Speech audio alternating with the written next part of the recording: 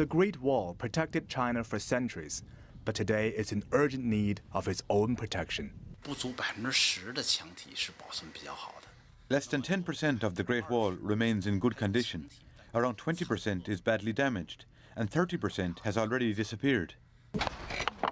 Bai Chunxiang grew up under an unrestored section of the Great Wall near the northern border of Beijing. It's the so-called Wild Great Wall, where a section that's neither preserved nor developed into a tourist attraction. Most of the Great Wall today comprises of sections like this. And from 10 years ago, this local peasant decided to defend this disappearing UNESCO cultural heritage on his doorstep.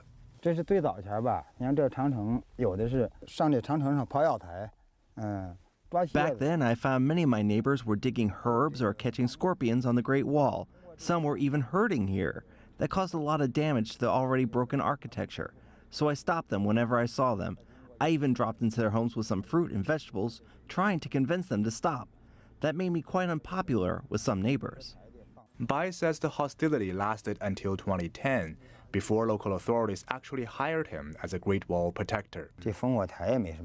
Over the past 10 years, he's patrolled this section of the wall at least once a week and regularly submits to local authorities a report of any new damage.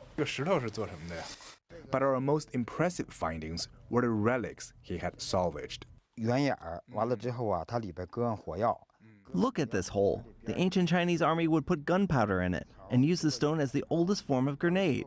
There were once plenty of them, or near the Great Wall. Because of a lack of awareness, some villagers use these stones, or even the bricks from the Great Wall, to build their houses. Others sell them as souvenirs in the black market. Bai says its single-minded protection somehow raised the awareness of nearby villagers, but the biggest damage is caused by nature. This is one of the very few existing waterways of the Great Wall. In 2012, a torrential flood eroded most of its foundation. It became very urgent, so I brought in some cement and risked my life under the collapsing cave to consolidate the foundation.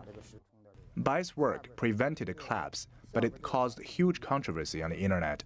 Some criticized him for damaging the original structure, saying his remedy is worse than the disease.